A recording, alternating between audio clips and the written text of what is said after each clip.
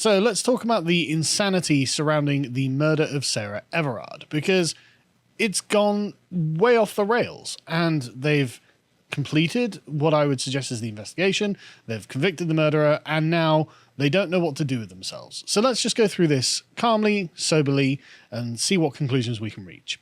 So back in March 2021, a body was found in a woodland in Kent, and this turned out to be Sarah Everard, a 33-year-old marketing manager from Brixton in South London. She'd been missing for over a week after walking home from a friend's flat in South London on Wednesday, March 3rd. And that evening, around 9 p.m, she'd left the flat in Clapham to walk a 50-minute route to her home in Brixton, but she never made it. Police were frantically searching for her, and then the grim discovery of human remains was found. This was confirmed to be her, and a Met police officer was arrested called Wayne Cousins. He was arrested on the suspicion of kidnapping her on March 9th, and and a woman in her 30s was also arrested, which was Cousins' wife. So after this, for some reason, hundreds of people protested, as if this was called a vigil, but the BBC also referred to this as a protest. For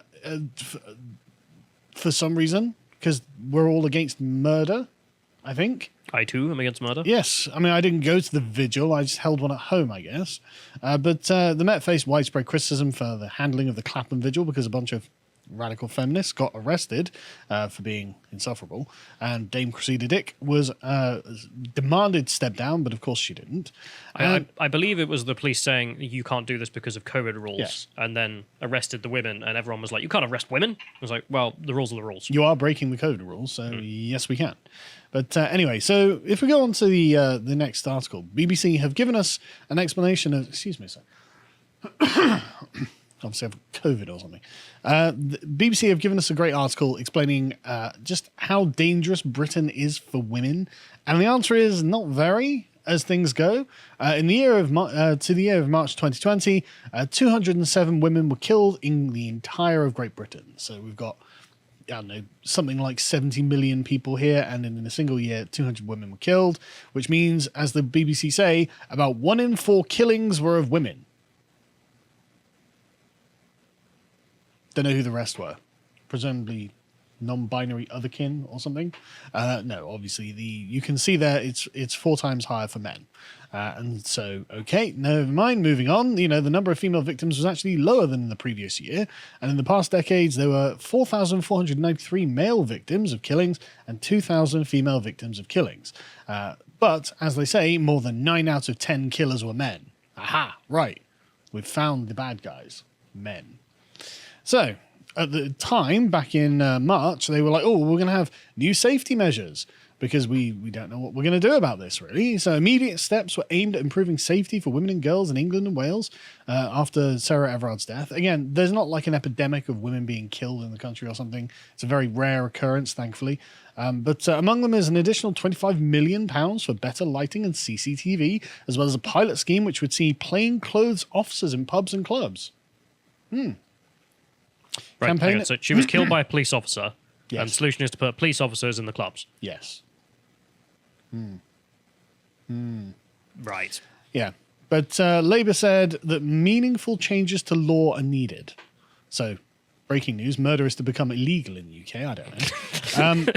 So following a meeting of the government's Crime and Justice Task Force, Downing Street said it would take immediate steps to give further reassurance to women and girls in the wake of the killing. It's like, but what are you going to do? You know, they said it would double the Safer Streets Fund and have these undercover police sent around. And so fast forward to this month, or last month now, and we get to the court trial. And The Guardian reports some interesting details, which are not good for anything that the authorities wish to do, because Wayne Cousins used his station as a police officer to kidnap her. Were he not a police officer, this wouldn't have been possible, at least in the way he did it. So he used his police warrant card and handcuffs to lure her off the street before strangling her with his police belt and burning her body. Video footage shows Cousins, then a serving Metropolitan officer, staging a false arrest of Everard as she returned from the house for breaking coronavirus lockdown measures. He used the pretext that she had broken these regulations to stop her, and this is why she complied. He was off duty at the time, but wore his police belt. He encountered Everard at 9:30 when she was walking home. A woman witnessed the start of Cousin's kidnapping of Everard, saw him handcuff her on the pavement. She said the passerby said that she thought she was witnessing an undercover police officer arresting a woman who she assumed must have done something wrong. Not unreasonably so. Why would she think anything strange of it? He handcuffed her in the backseat of his car and drove 80 miles to Kent, which he then took her somewhere and raped and murdered her. So Cousins hired a car, bought adhesive tape before hunting for a lone young female to kidnap and rape as part of a premeditated mission on the night that she was abducted, the prosecution said. Police released images of Cousins wringing his hands as he bought a drink and a Bakewell tart the following day. Days later, he returned to the scene where he'd set up a makeshift pyre to burn his victim's body for a day trip with his wife and children. So weird. Everard's murder rocked Britain and led to an outcry of women's safety on the streets. Police fear the full details of the crime will trigger growing revulsion and anger. But the thing is, this isn't just like a random attack on a street where it's not premeditated, where it's just sort of like a random occurrence. Some guy saw a woman and was like, right, I'm just going to give it a go. This was someone who's obviously evil, who had thought this through, taken all of the necessary steps he required to be able to kidnap someone, and then found someone to kidnap. So this isn't like about women's safety. This is about a lunatic, a very evil person who had thought about, and obviously thought about this for quite some time, and then had, done something terrible, right? That's not really the sort of thing you can actually prepare for in any significant manner. And it's certainly not like indicative of a widespread hatred of women amongst the general public. Or even an increase. Or even an increase. No, I think also comparing that line of Mm-hmm. what was it, deaths per 100,000 or whatever you use to other countries. Well, it was just 200. I understand, but you compare it to other countries just to be like, is there a situation in Britain that's unique? And the answer is no. No, we're one of the safest countries in the world for women. Yep. Right. Anyway, moving on. So, of course, all of the left-wing rags were going, well, you missed all the warning signs. And don't get me wrong, it's not that there weren't warning signs. It's just you can't really take any one of them out into abstract and say, well, look, this is the proof, because none of them in and of themselves are, right? So in 2015, there was an indecent exposure claim against the man thought to be Cousins. So apparently someone was reported to be seeing a man driving a car naked from the waist down, and it's alleged to have been him. Maybe, we don't know. In February 2021, there were more indecent exposure claims before Everard's death. Cousins was accused in 2 cases of indecent exposure in a McDonald's. Don't get me wrong, I would have thought that this would have been investigated. I imagine McDonald's have CCTV, and I would have thought that it's fair that, a police officer should probably have been fired for indecently exposing himself in a McDonald's. That seems like unpolice-worthy behaviour.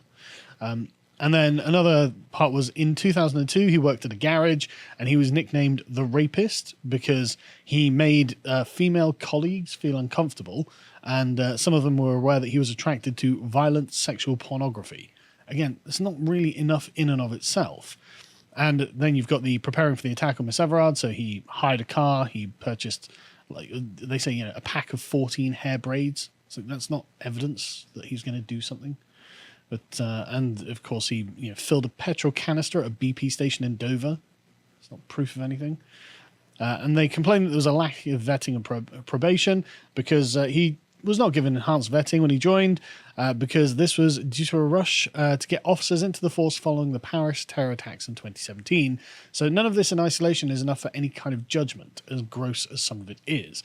And his wife, and let's have a bit of sympathy. His wife was the 30-something-year-old woman who was arrested, but of course released because she apparently had nothing to do with it. Elena Cousins, 38, said, "I keep on asking why. What Wayne did wasn't human behavior." She says his wife is still picking up the pieces of her shattered life and rebuilding it together with the couple's 2 young children. I mean, what an awful, awful thing to happen to her.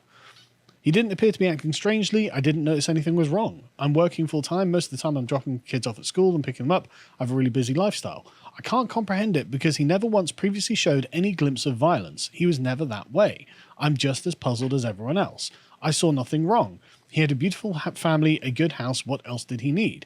I'm constantly asking myself, where did I miss the signs? How on earth could this have happened?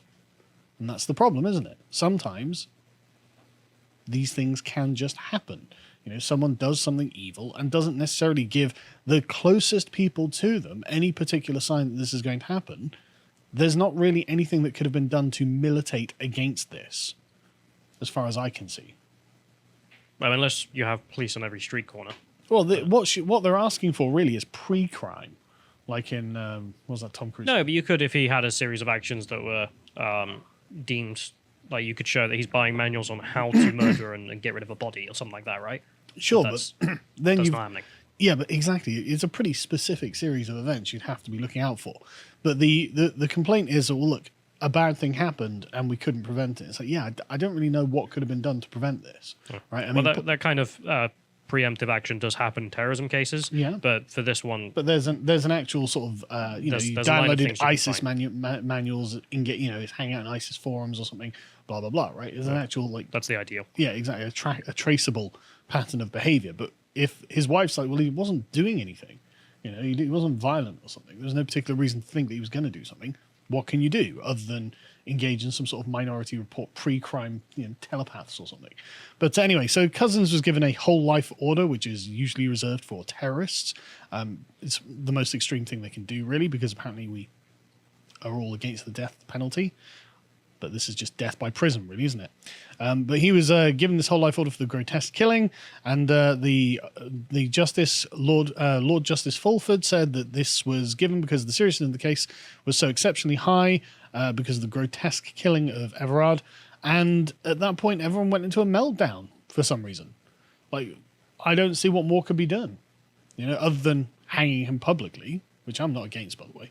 I've very much changed my position on the death penalty. If you know the guy's done it, what's the point in waiting? Anyway, the Guardian opinion section is one example of this, but there were many, many, many examples of very radically left-wing people acting as if this was some kind of political event, which I don't think it was. Obviously, you can see it titled here, Slamming the Cell Door on Wayne Couzens Won't Fix Women's Fragile Faith in the Police. Women are now anxiously asking questions that would for some have been unthinkable. If you're driving home alone and an unmarked police car signals for you to stop, should you? How should you respond to a lone woman being arrested on the street? What if a detective knocks on your door, supposedly with a warrant, late at night? Murder is rare, and murders like this more vanishingly so. Well, that's lucky.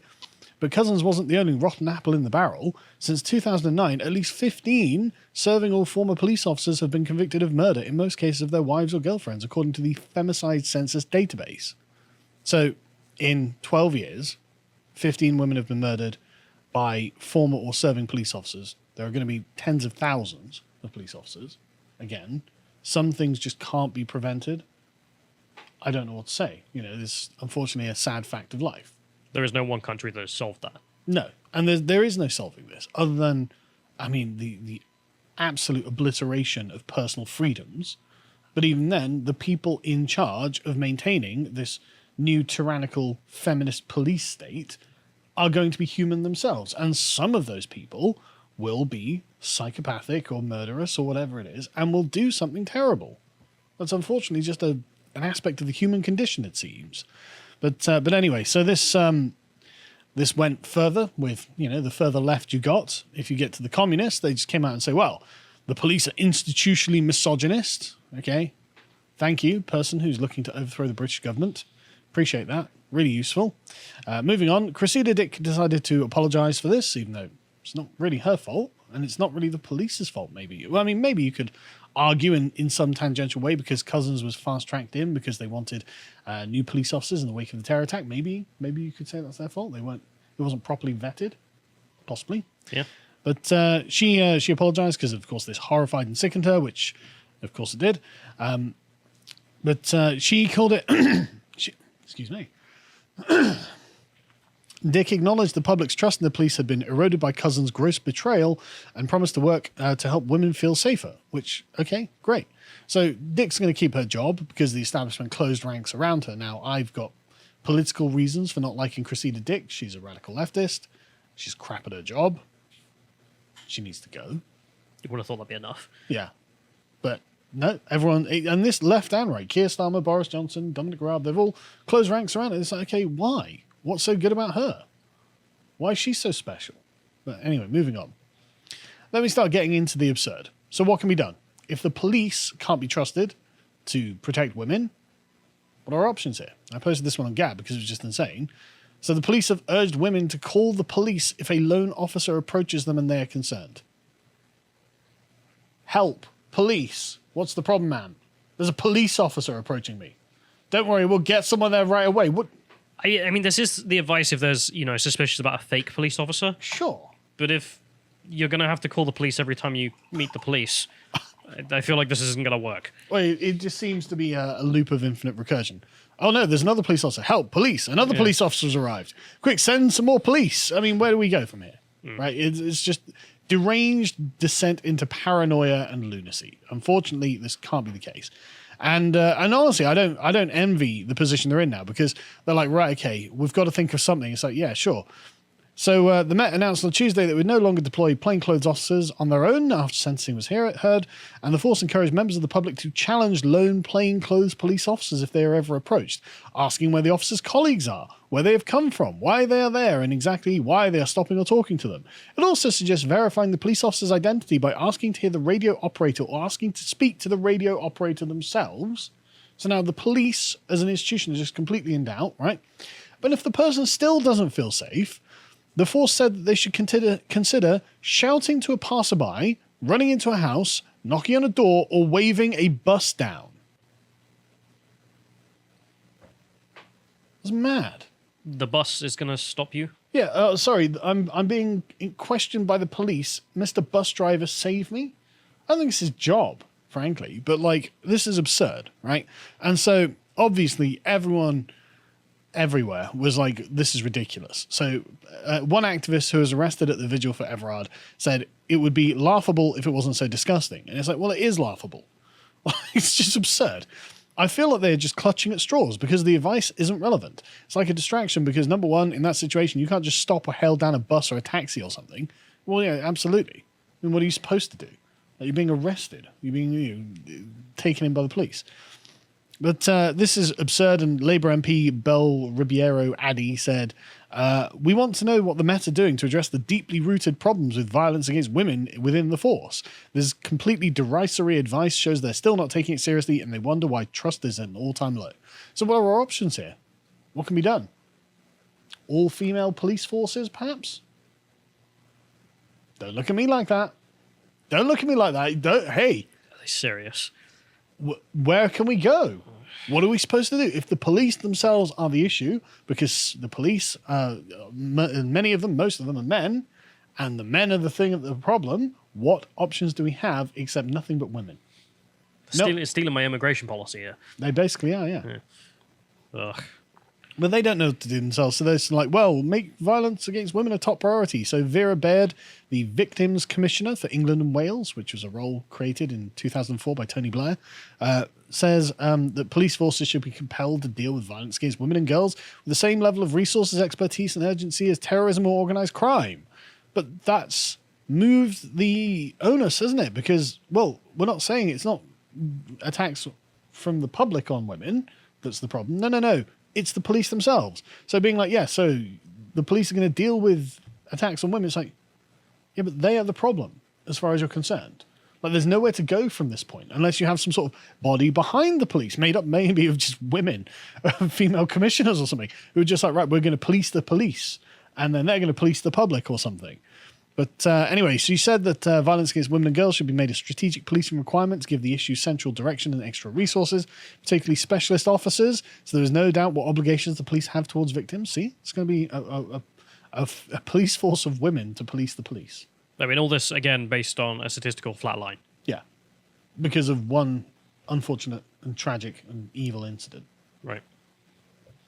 She said there are many unanswered questions about how violence against women and girls is policed. I think through the clear requirement, it sends a message, which is what is priority. But again, what happens when the victimizer is the police officer? Keir Starmer has called for an inquiry into this, saying he wants to know how he slipped through the cracks. And it's like, well, I think we already know because of the terror in France and Paris. And Andrea Simon, the director of End Violence Against Women Coalition, said, violence against women and girls at an epidemic level. No, it's not. Well, it's not by the statistics. Get off of social media. The police inspectorate has said the whole system needs an overhaul. The government has already apologised for the shameful low rates of prosecution of rape. What more do we need to uncover? We actually just need to move to do something about it. We've had all of these reviews and we've seen no material change. Okay. So one Conservative former police commissioner from North Yorkshire said, well, maybe women could be more streetwise about their rights, because Sarah Everard need not have accepted that she was being arrested because she wasn't doing anything wrong. North Yorkshire Commissioner Philip Abbott sparked fury when he said Everard never should have submitted to the arrest by her killer.